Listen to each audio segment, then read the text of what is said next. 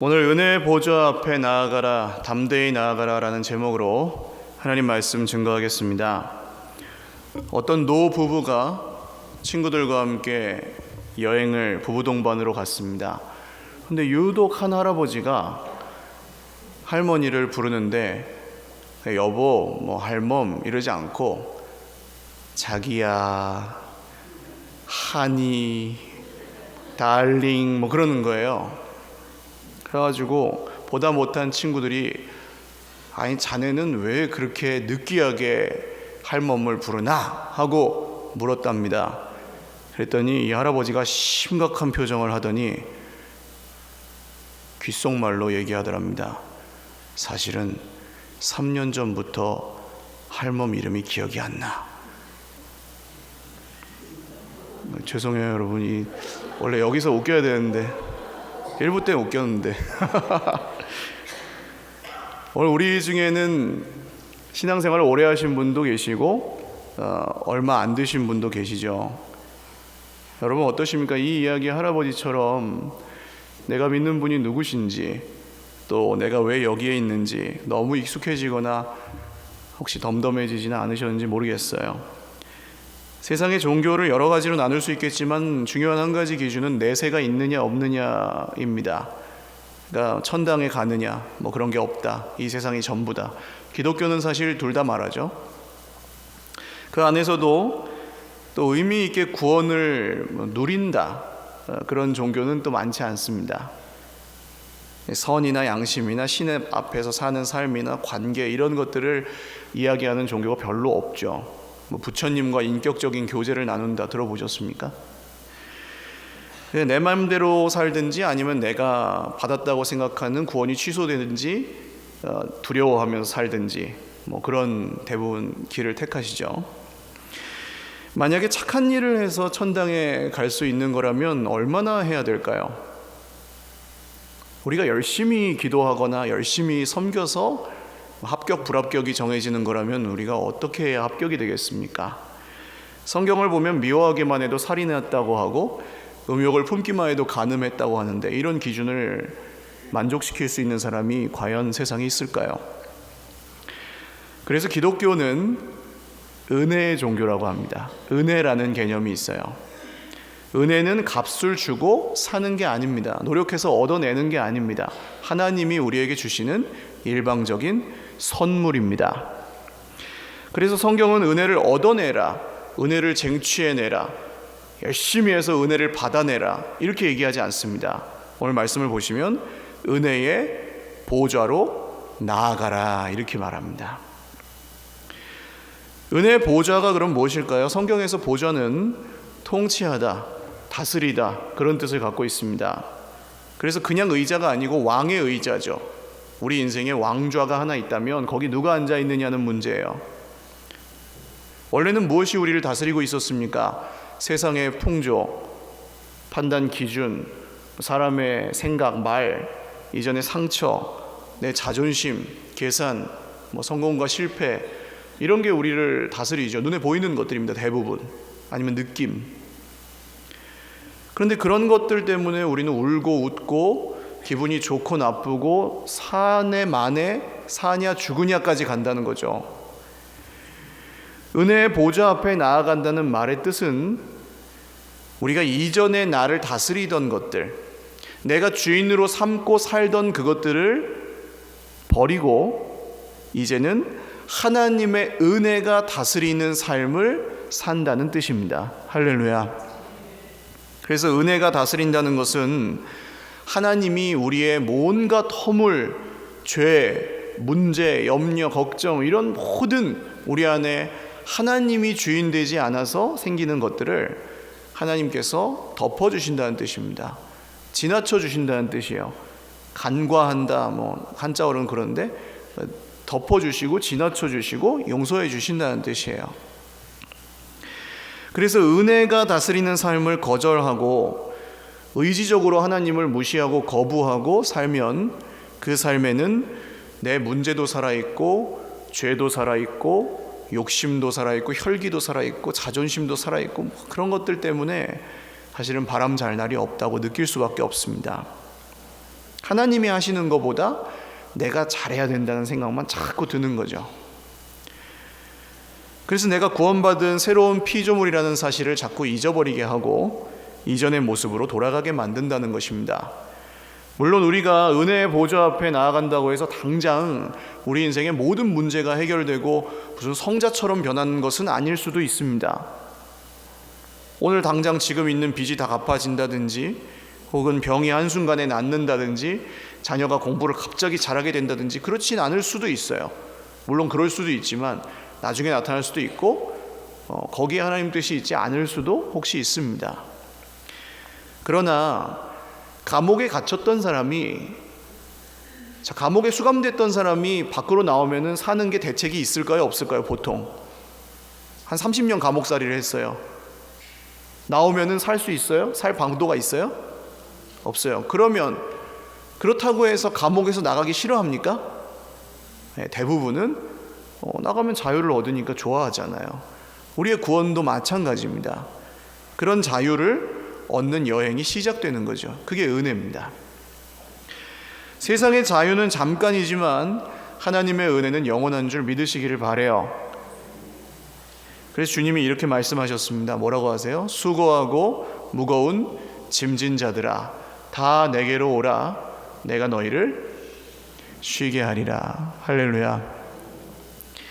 이 쉼, 안식에 대한 이야기는 작년 말에 한번 설교를 나누었습니다. 그래서 오늘 그 뒷부분을 이야기하려고 해요.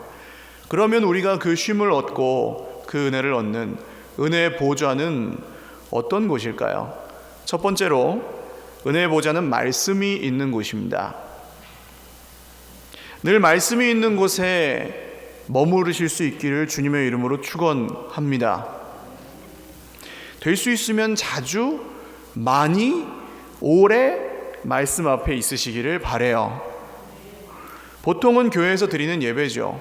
오늘 예배 드리시는 것만도 사실은 충분합니다. 목사님의 설교가 늘 나를 만족시키는 것은 아니죠. 저도 제 설교가 마음에 안 들 때가 있는데 하나님의 말씀으로 듣지 않으면 그렇죠. 근데 사실 설교할 때마다 속된 말로 저는 죽순다고 생각할 때가 많은데 신기한 경험들을 많이 합니다.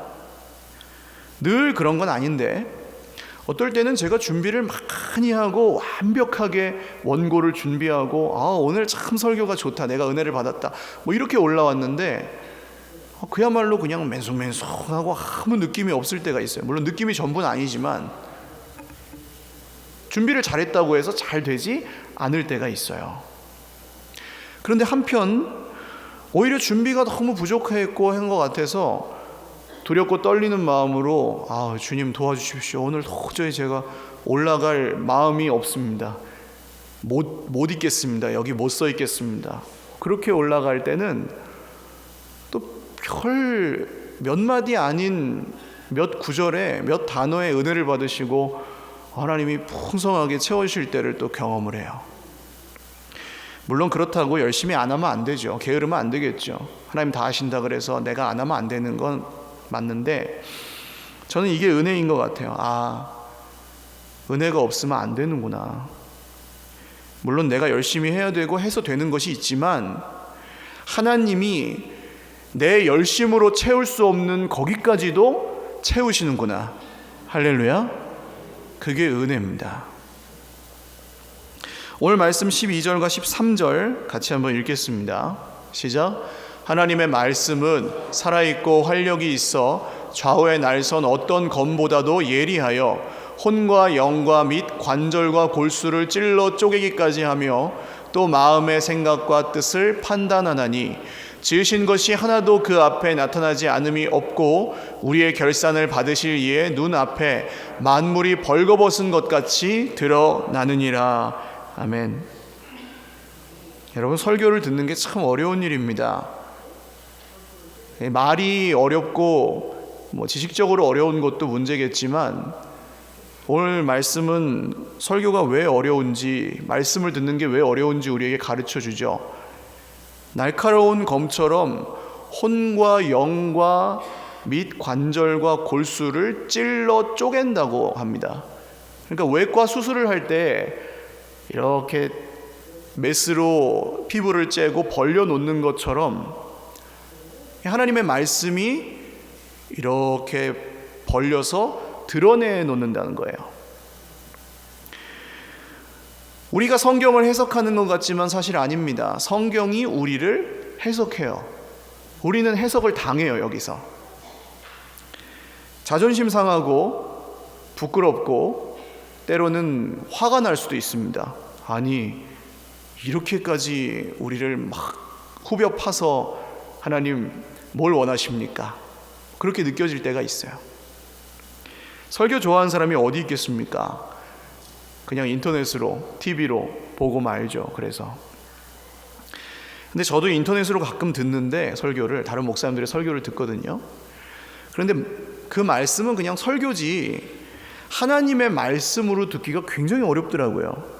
물론 작정하고 끝까지 믿음으로 듣기도 하지만 서론만 듣고 내 마음에 안 들면 어떻게 해요?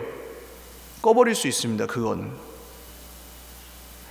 그리고 내 마음에 드는 것만 골라 들을 수도 있습니다. 이런 게 이제 거기서 문제가 되죠. 설교를 듣는 데서 그냥 끝난다는 겁니다. 그러면 오늘 우리가 여기에 나와 있는 이유는 무엇입니까? 집에 있어도 되고 인터넷으로 봐도 되는데 오늘 우리가 여기 함께 모여 있는 이유는 하나님이 우리에게 말씀하시기 때문입니다. 할렐루야. 혹시 듣고 내용을 다 잊어버릴지라도, 너무 이번 주의 삶이 고단하고 피곤해서 오늘 혹시 잠깐 졸지라도, 우리가 지식적으로 이것을 다 이해하지 못하고 심지어는 어떤 면에서는 의심하고 있을지라도, 말씀 안에 있는 하나님의 은혜는 주 예수님 안에서 공평하게 우리에게 주어집니다. 성령이 하시는 일이죠. 나는 아니라고 생각하는데 그 한마디 말이 남아요. 여기에 마음에 문장이 남아요. 자꾸 생각하기 싫은데 생각이 나요. 그리고 그 생각을 통해 변화되고 회복되고 하는 걸 경험해요. 정말 힘들어 쓰러지려고 할 때 그 말씀 한마디가 갑자기 기억이 나요. 두려워하지 말라, 놀라지 말라. 그럴 때 다시 일어나요. 이게 은혜입니다. 더 설명은 못하겠어요. 똑같이 설교를 해도 듣는 건 다 다르실 겁니다. 그러나 하나님의 말씀에는 분명히 공평한 은혜가 있고 또 능력이 있습니다. 할렐루야. 세상에서 공부 많이 한 사람만 은혜 받는 거 아니에요. 그래서 이 성경은 시장에서 쓰는 아주 평범한 사람들이 그 당시에 썼던 언어로 쓰여졌습니다. 예수님 태어나시기 전에 지중해 세계를 지배했던 유명한 왕이 있어요. 알렉산더 대왕이라는 사람입니다. 이 사람은 유럽을 통일하고 지중해 세계 전체를 통일하고 일찍 돌아가셨는데 문화를 전파했습니다. 그래서 전부 다 그리스 말을 쓰게 했어요. 자기가 정복한 나라들은. 그러니까 이 신약 성경이 쓰여진 언어는 그 당시 서민들이 썼던 그리스어입니다. 어려운 히브리어나 라틴어나 이런 걸로 쓰여지지 않고 이 그리스 말, 시장에서 서민들이 쓰는 말로 쓰여졌다는 거예요. 이게 은혜입니다. 수준이 높아서 아무나 못 읽게 만들지 않고 성직자만 읽게끔 아무나 해석할 수 없게끔 쓰지 않고 그냥 하나님이 시장에서 쓰는 평범한 말로 우리에게 성경을 주셨습니다. 그리고 너무나 성경에 나오는 사람들은 너무나 인간적이죠. 너무나 평범하죠. 너무나 우리와 비슷하죠. 어떤 분들은 우리보다 못하죠. 그런 분들의 이야기를 통해서 하나님의 말씀을 오늘날에도 들려주고 계십니다. 공평한 은혜예요. 그래서 누구든지 이 말씀 앞에 정직하게 믿음으로 나아가기만 하면 그 은혜를 경험할 수 있습니다. 이 성경이 시중에 서점에 가면은 한 2만 원, 3만 원 정도면 살 수 있는 책이지만 이 책이 우리 손에 들려지기까지 얼마나 많은 피가 흘렀는지는 여러분 아마 들어서 알고 계시죠. 저도 여러 번 드린 말씀인데 토마스 선교사님이라는 분이 계십니다. 중국에 선교를 갔다가 100년 전쯤에 사셨던 분인데, 중국에 선교를 갔다가 아내가 먼저 돌아가시고 상심한 이 분이 그때 이제 한창 문물을 개방하라는 외세의 압력이 있고 조선은 쇄국 정책을 펴던 때잖아요. 그 제너럴 셔먼호라는 배가 대동강을 거슬러 올라왔습니다. 쇄국 정책과 충돌하니까 계속 오면은 그냥 전쟁이에요. 결국 신미양요라고 하는 사건이 일어나고 이 배는 불타서 침몰하고 말았습니다.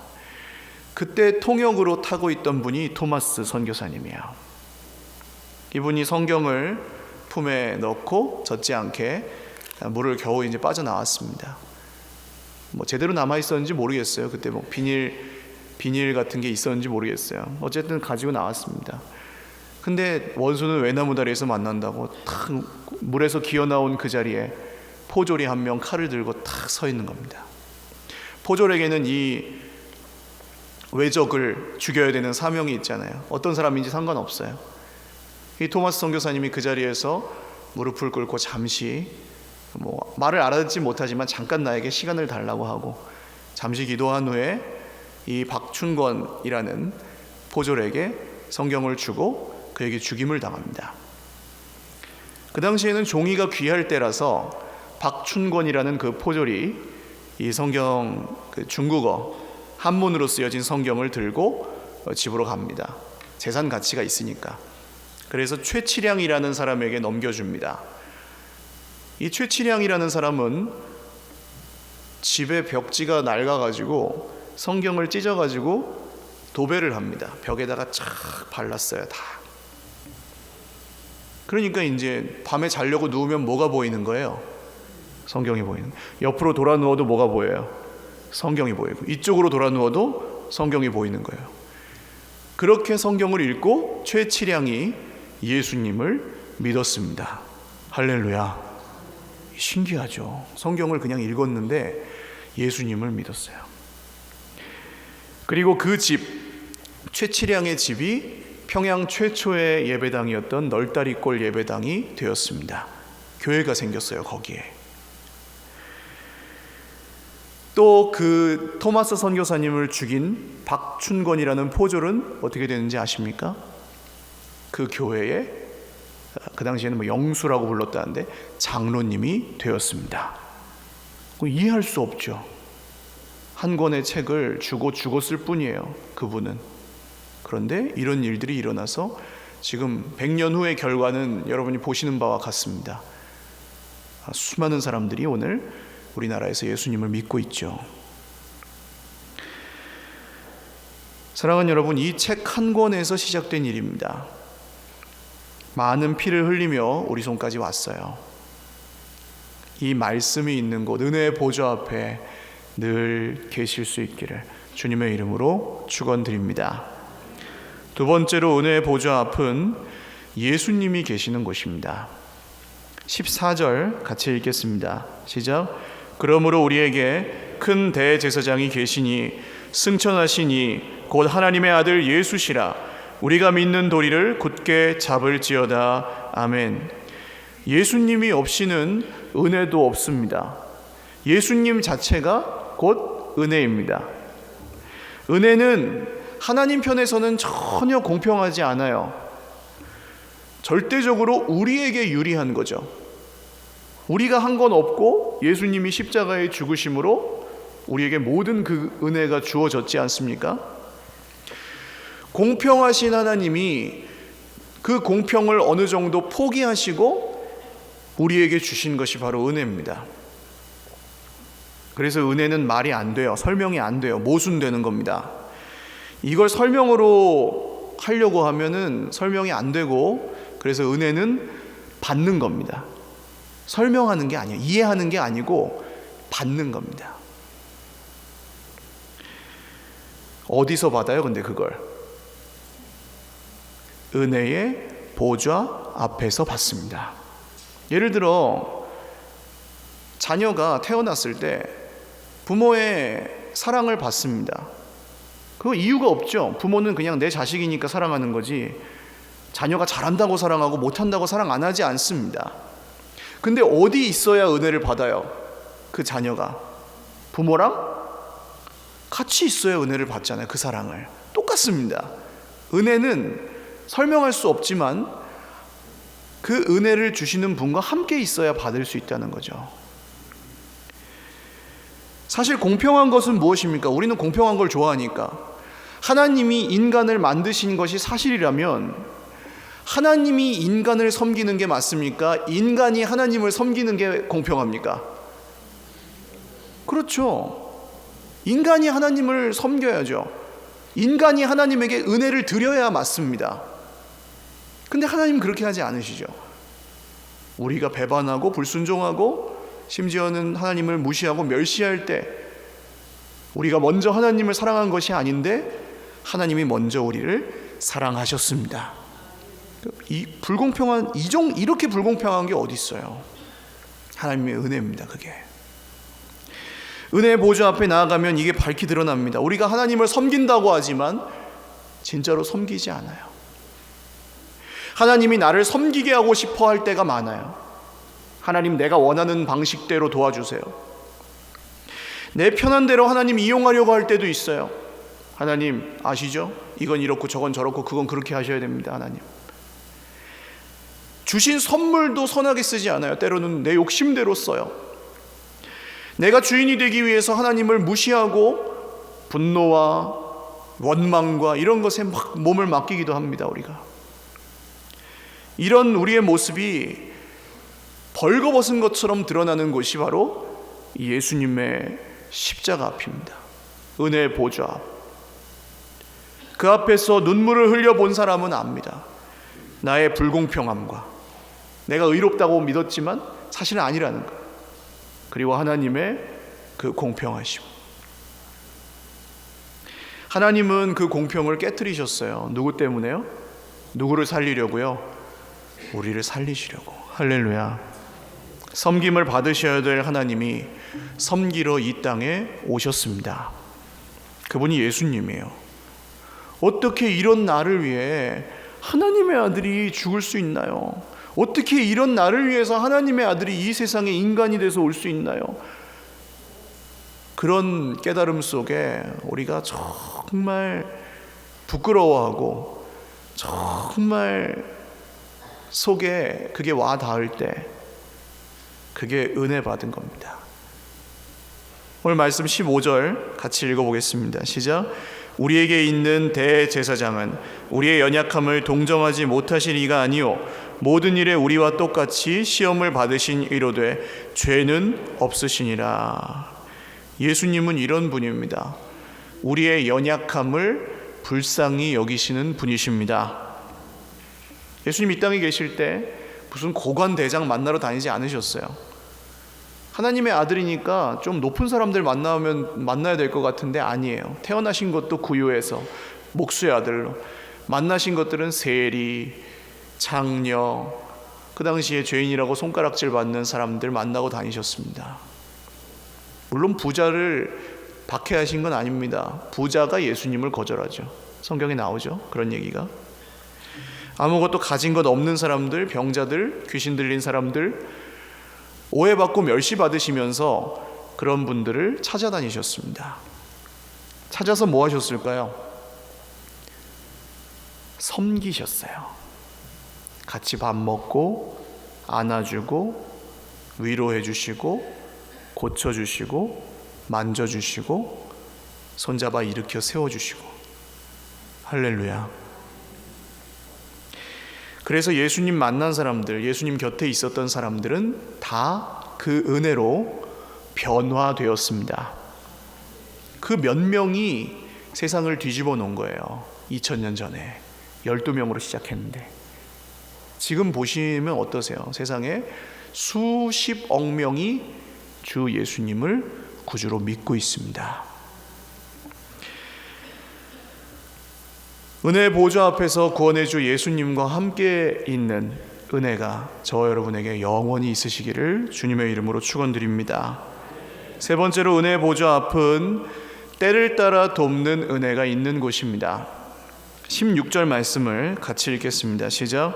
그러므로 우리는 긍휼하심을 받고 때를 따라 돕는 은혜를 얻기 위하여 은혜의 보좌 앞에 담대히 나아갈 것이니라.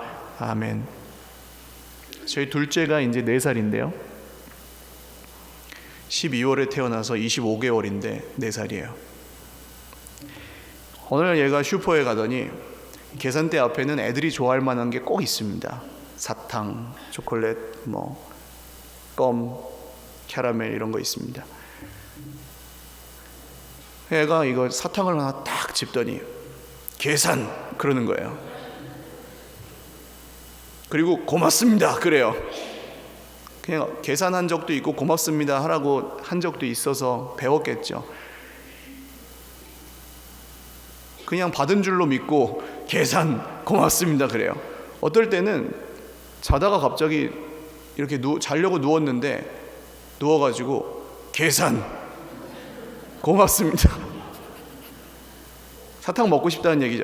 자기도 알아요. 사탕을 먹으면 안 된다는 걸 알아서 사탕 달라고 안 하고 계산 고맙습니다 그래요. 하나님과 우리와의 관계가 비슷한 것 같습니다. 이 사탕을 안 주면 저희 아이는 아직 막 짜증을 내기도 하고 울기도 하고 그래요. 때를 쓰고 줄 때는 주지만 혼낼 때는 혼내기도 합니다. 우리는 늘 사탕만 먹고 싶어 합니다. 사실 우리 맘대로 되면 좋을 것 같으니까. 근데 우리 맘대로 진짜로 된다면 그때 누가 하나님이 되겠어요? 솔직히 모두 우리 맘대로 된다면, 맨날 사탕을 100개씩 먹는다면 누가 그때 하나님이 되겠습니까? 내 맘대로 되면 내가 하나님이 되죠. 하나님은 사탕만 주실 수 없는 겁니다. 이 썩고 배 아프고 키 안 크고 다 아시기 때문이에요. 그래서 시금치도 주시고 쑥도 주시고 파마늘도 주시고 합니다. 우리 인생의 쓴맛을 보면서 살죠. 근데 나중에는 알게 돼요. 키가 크고 온 몸이 건강하게 되어서 좀 자라면 그 마음이 어떤 것이었는지 우리가 알 수 있다는 거예요. 그때 하나님이 그렇게 하신 것은 때를 따라 돕는 은혜였구나. 할렐루야. 엄마가 아이의 필요를 알고 그때그때 딱 맞게 우유를 타서 줍니다. 온도를 맞추고 양을 맞추고 밤을 새더라도 그거 합니다. 기저귀를 갈고 옷을 입히고 개월수에 맞게 하잖아요. 연령에 맞게. 하나님도 그렇게 우리를 돌보십니다.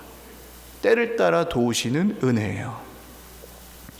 내 생각과 지금 하나님의 말씀, 나의 지금 눈에 보이는 것과 하나님의 인도하심이 달라 보일 때 여러분 낙심하지 마시기를 주님의 이름으로 축원합니다. 그때에도 때를 따라 돕는 은혜가 우리와 함께 하시는 줄을 믿으시기를 바라요. 하나님은 가해자가 아닙니다. 왜 이 세상이 고통 중에 있는지, 왜 우리 인생이 이렇게 힘든지 성경에서 한번 찾아보십시오. 성경에 하나님이 죄가 아니라 내가 하나님 되려고 하는 인간의 모든 죄가 세상과 모든 관계들을 고장낸 거예요. 망가진 겁니다. 하나님의 아들이 죽으셔야 할 정도로 그 죄는 깊어요. 그래서 세상이 이래요. 우리 삶에는 설명할 수 없는 고통의 문제가 있습니다. 저도 오늘 여러분의 고통을 다 알 수도 없고 고통이 있으실 때마다 사실 저는 기도하지만 제가 해결해 드릴 수는 없다는 걸 알고 있어요. 그러나 이거 하나만큼은 분명하게 말씀드릴 수 있습니다. 고난 중에 기억하셔야 될 게 있어요. 어떤 고난도 우리 인생에 있는 어떤 종류의 고난이라 할지라도 성도를 망하게 할 수 없습니다. 할렐루야. 임마누엘 하나님이 우리와 함께 계시기 때문입니다. 여러분 잘 생각해 보세요. 문제 때문에 망하는지. 문제 때문에 망하지 않습니다. 내가 이 문제에 온 신경을 쓰느라 하나님을 잃어버리면 그때부터 내 인생이 이상해집니다. 염려, 걱정, 불안, 원망, 불평, 분노 이런 것들이 확 마음을 채워서 다스립니다. 말씀도 안 들리고 기도도 안 되고 예배도 하기 싫고 그렇게 되는 거죠. 내 책임이 아니에요. 그거 내 잘못이 아니에요. 이 세상이 왜 깨어져 있는지, 그리고 정말 우리가 왜 힘든지 우리는 사실 이 은혜의 보좌 앞에서 발견해야 합니다. 사랑하는 여러분, 은혜의 보좌 앞에 나아가는 것을 쉬지 마십시오. 컨디션 따라 형편 따라 하지 마시고 믿음으로 하실 수 있기를 주님의 이름으로 축원합니다. 어려우면 어려운 대로, 내 형편이 좋으면 좋은 대로 때를 따라 도우시는 은혜가 있는 줄 믿으시기를 바랍니다. 형편이 좋을 때 조심하셔야 돼요. 문제가 없을 때 오히려 사탄이 그때도 일하고 있습니다. 아무 일도 없는데 뭐하러 기도해? 어려운 거 없는데 뭐하러 교회 가? 대충 믿어. 그냥 형편대로. 어차피 네 힘으로 살아야지 뭐. 사탄이 계속 말할 겁니다. 그리고 우리는 문제가 없는데 하나님을 잃어버리게 될 것입니다. 이게 진짜로 망하는 거죠. 오늘 또 혹시 내가 원하는 대로 다 되지 않을 수 있습니다. 내 형편도 상황도 내 옆에 있는 사람도 일도 사업도 앞길도 진로도 뭐 이사하는 문제나 이런 것들도 다 내 마음대로 안 될 수 있습니다.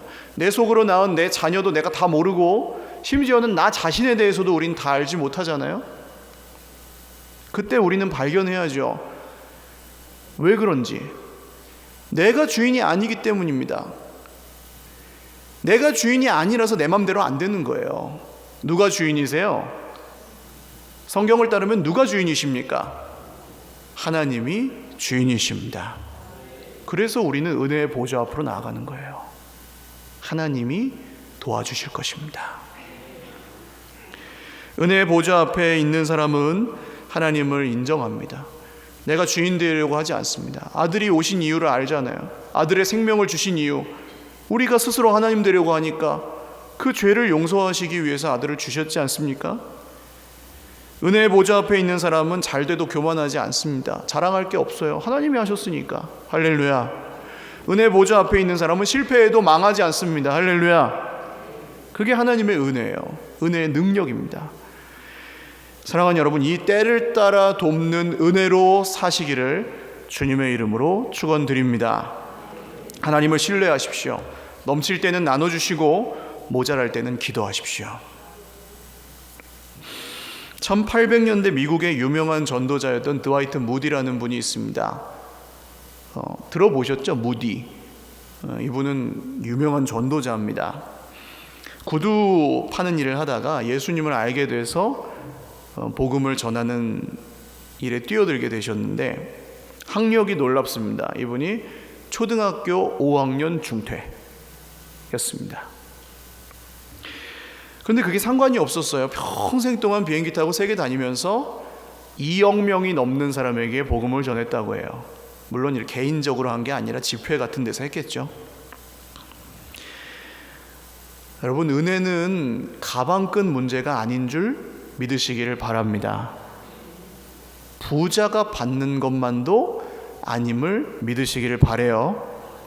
능력이 있고 의지가 강한 사람만 은혜를 받는 것도 아닙니다. 무디 선생님만 봐도 알 수 있잖아요. 하나님 손에 붙들리면 그 사람이 마른 막대기든 최고급 골프채든 하나님의 뜻대로 인도하시고 사용하시는 줄 믿으시기를 바랍니다. 누구 손에 붙들리느냐 문제예요.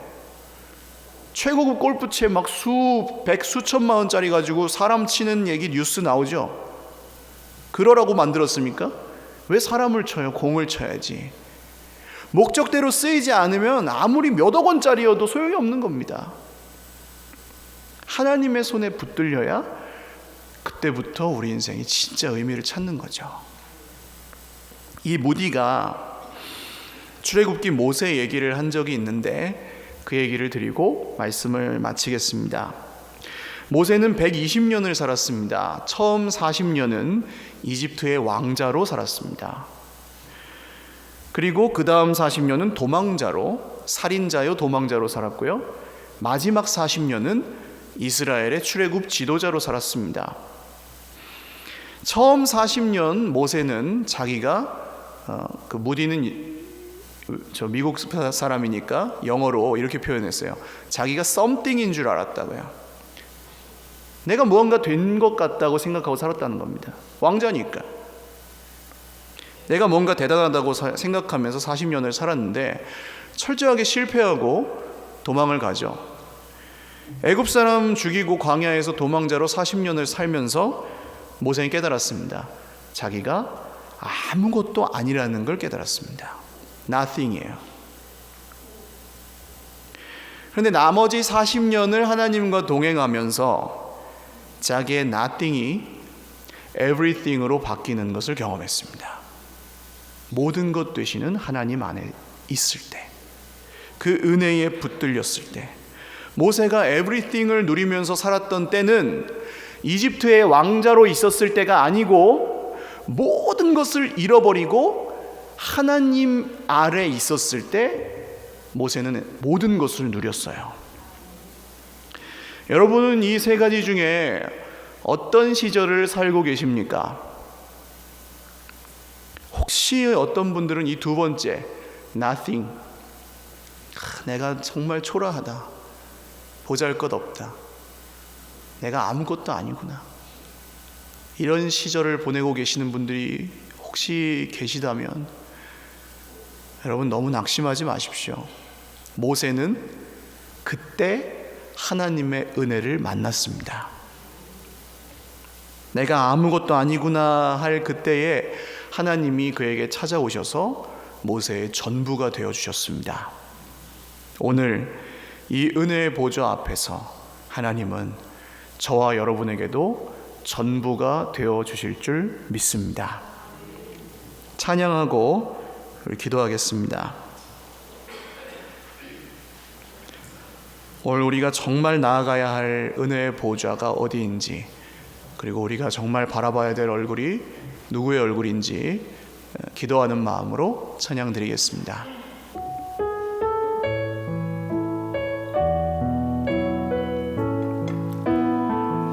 괴로울 때 주님의 얼굴 보라, 평화의 주님 바라보아라. 세상에서 시달린 친구들아, 위로의 주님 바라보아라. 눈을 들어 주를 보라. 내 모든 염려 주께 맡겨라. 슬플 때에 주님의 얼굴 보라. 사랑의 주님 안식 주리라. 힘이 없고 내 마음 연약할 때 능력의 주님 바라보아라. 주의 이름 부르는 모든 자는 힘 주시고 늘 지켜주시리. 눈을 들어 주를 보라. 내 모든 염려 주께 맡겨라. 슬플 때에 주님의 얼굴 보라. 사랑의 주님 안식 주리라. 기도드리겠습니다. 여러분, 오늘 누구의 얼굴을 보고 살고 계십니까? 문제의 얼굴을 보고 계십니까? 사람의 얼굴을 보고 계십니까? 형편과 상황의 얼굴을 보고 계십니까? 거기서 초라하고 시달려 아무것도 아니게 된 내 얼굴을 보고 계십니까? 오늘 우리가 바라봐야 될 얼굴은 누구의 얼굴입니까? 오늘 은혜의 보좌 앞에서 다른 얼굴이 아닌 주님의 얼굴을 바라보기를 진심으로 원하시는 분들은 가슴에 한번 손을 얹고 기도하겠습니다. 주님, 이 은혜의 보좌 앞으로 우리를 초청하시는 그 말씀 앞에 우리가 다른 얼굴이 아닌 주님의 얼굴 보기를 원합니다. 자꾸 설명하려고 하지 않겠습니다. 주님의 얼굴을 믿음으로 보겠습니다. 기도하겠습니다. 하나님 아버지, 사람의 얼굴을 보며, 문제의 얼굴을 보며, 내 얼굴을 보며 살아갑니다. 눈물이 마를 날이 없습니다. 이제는 더 흘릴 눈물도 없을 정도로 고통하고 지쳐 있습니다. 하나님, 오늘 우리가 눈을 들어서 은혜의 보좌 앞에 나아가 주님의 얼굴 보기 원하오니 주여 우리를 도와주시옵소서. 주님 우리를 건져주시옵소서. 주님 우리를 긍휼히 여겨주시옵소서.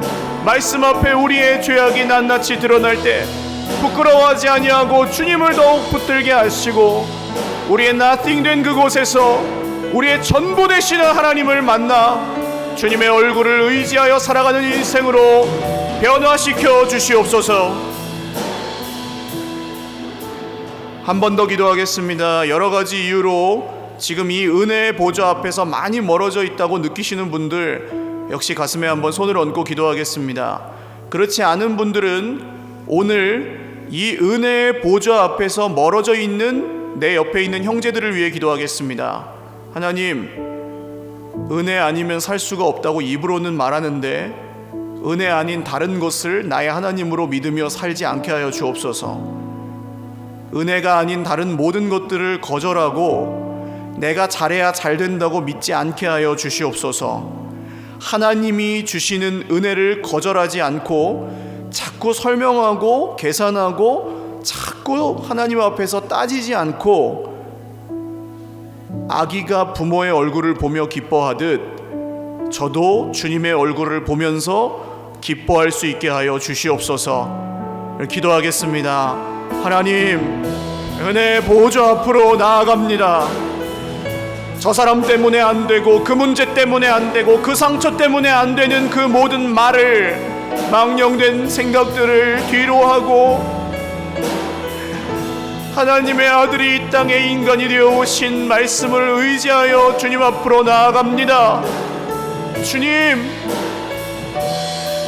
은혜의 보좌에서 멀어져 살아갈 때 내가 잘해야 되고 내가 힘내야 되고 내가 알아야 되고 내가 옳아야 되는 그 모든 길에서 우리를 건져주시고 은혜가 은혜되는 길, 그 은혜의 보좌 앞에서 살 수 있도록 하나님의 생명을 우리 가운데 허락하여 주십시오.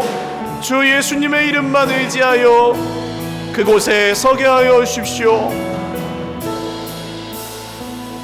마지막으로 한 번 더 기도하겠습니다. 우리가 아무것도 아님을 인정했습니다. 이제 주님이 모든 것 되어 주실 것입니다. 하나님의 은혜가 은혜 되도록 때를 따라 도우시는 은혜를 허락하여 주옵소서. 제때 주시는 도움을 받기 원하오니 주님 우리를 도와주시옵소서. 마지막으로 기도하겠습니다. 하나님 아버지, 도와주십시오. 우리를 건져주십시오. 하나님, 세상의 모든 수고와 눈물과 아픔으로부터 괜찮다고 스스로 위안하고 괜찮다고, 이 정도면 괜찮다고 스스로 위로하는 그런 인생에서 벗어나서 하나님을 찾고 하나님을 믿고 하나님을 신뢰하는 인생으로 우리를 변화시켜 주십시오. 은혜의 보좌 앞에서 내가 나를 돕는 인생 말고 돈이 나를 돕는 인생 말고 하나님이 은혜로 우리를 도우시는, 때를 따라 도우시는 그 은혜를 힘입어 살도록 오늘 모든 형제 자매들을 머리머리 위에 복 주시고 함께하여 주시옵소서.